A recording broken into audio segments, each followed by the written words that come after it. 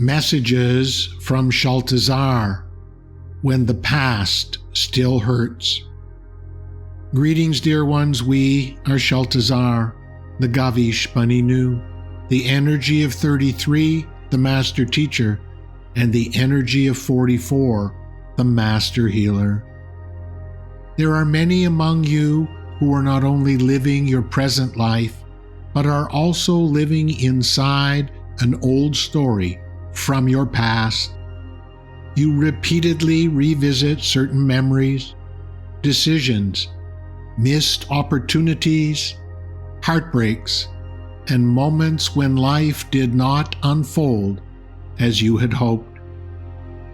Each time you return to them, you do not simply remember what happened, you step back into the story you created about what happened.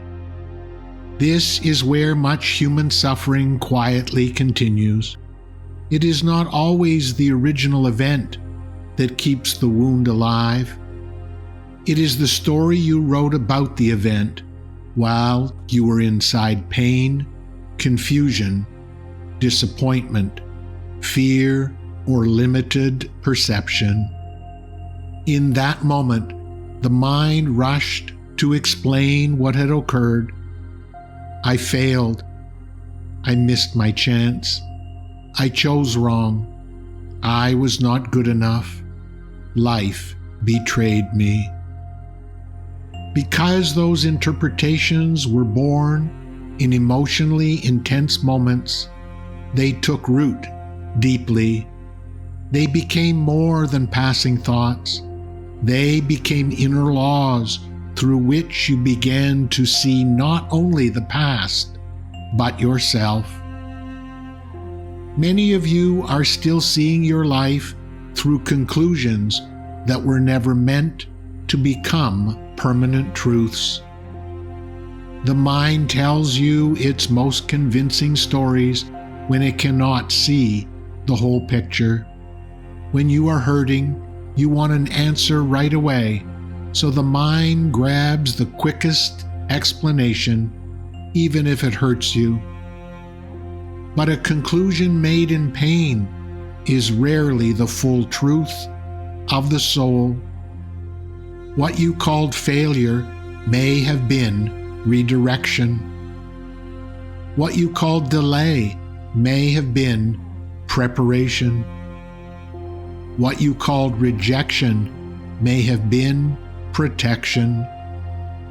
What you called loss may have been the loosening of a path that was never truly meant for you. What you called a wrong turn may have become the road through which you developed wisdom, compassion, resilience, or a deeper relationship with Spirit. This does not mean that what hurt did not hurt. We are not asking you to deny grief, disappointment, anger, or confusion. But there is a difference between feeling the pain of the past and imprisoning yourself inside the interpretation your mind created about it. Many of you have made homes inside conclusions that were only ever meant to be temporary shelters. A moment became an identity. A disappointment became a definition. A closed door became proof that life had failed you. A misunderstanding became evidence that you were unlovable. A painful choice became the reason you stopped trusting yourself. And now the soul is whispering that it is time to revisit some of these inner stories with new eyes. The one who first interpreted the event is not the one you are now. The self who stood in the pain did not yet know what you now know. The self who felt abandoned did not yet understand what that experience would awaken. The self who believed the opportunity was lost could not see that life was quietly rearranging. You do not have to remain loyal to an old interpretation simply because it has been with you for a long time. This is one of the great freedoms available to the human being. You cannot always change what happened, but you can soften your attachment to the meaning you assign to it. You can allow the old story to loosen, and you can begin to see that what you thought was the end of something may have been the beginning. Many humans look back at their past as though they are reviewing a list of errors. But from a higher awareness, much of what you call mistake was initiation. Much of what you call failure was refinement. And much of what you call being lost was the beginning of your inner path. We are not asking you to lie to yourself.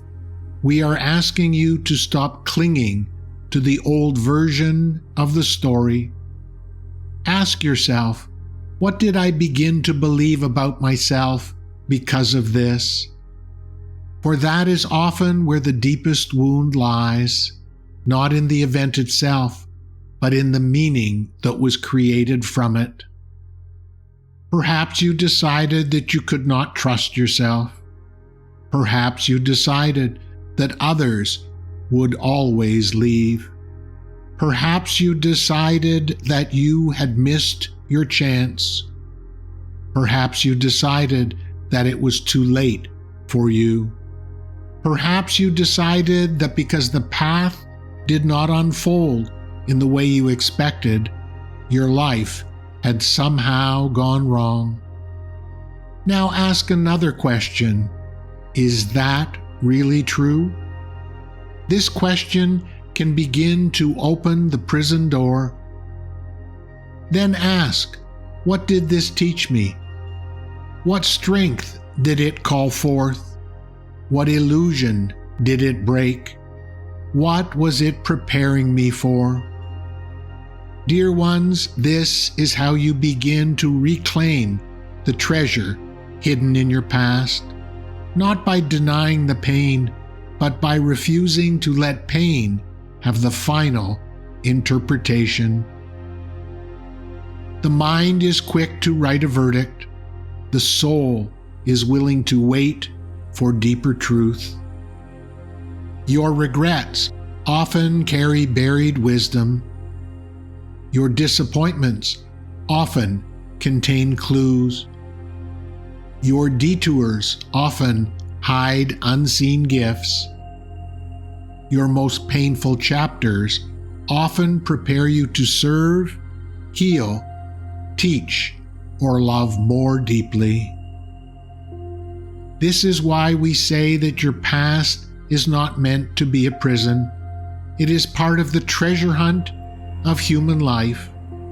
Scattered through your life are moments that seem to make no sense when they first occurred. Some of them you already understand. Others have not yet revealed their treasure. But this does not mean the treasure is absent. It means you are not yet standing in the place from which it can be seen. Make peace with not yet knowing the full meaning of all things. For the mind says, I need to know right now what this means. The soul says, let it unfold.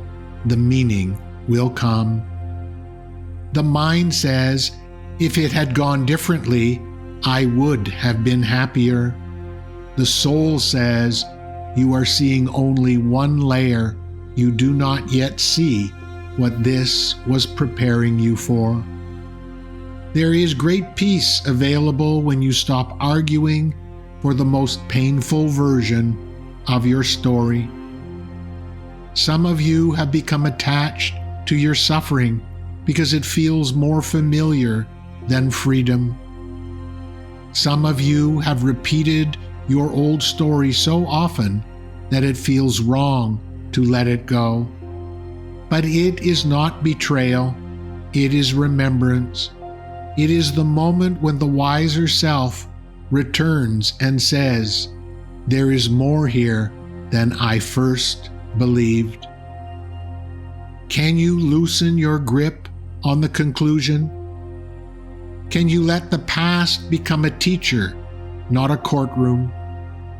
Can you trust that what you still regret may have been shaping the gifts you carry today? This is sacred reinterpretation. This is how healing deepens. Shame softens, regret dissolves, and the heart reopens to life. Dear ones, you are not here merely to survive your past. You are here to harvest wisdom from it.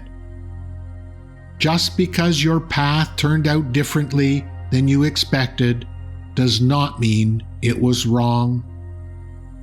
Many moments you once named as defeat were in truth part of a divine plan you could not yet perceive. So when an old regret rises, do not rush back into its familiar interpretation.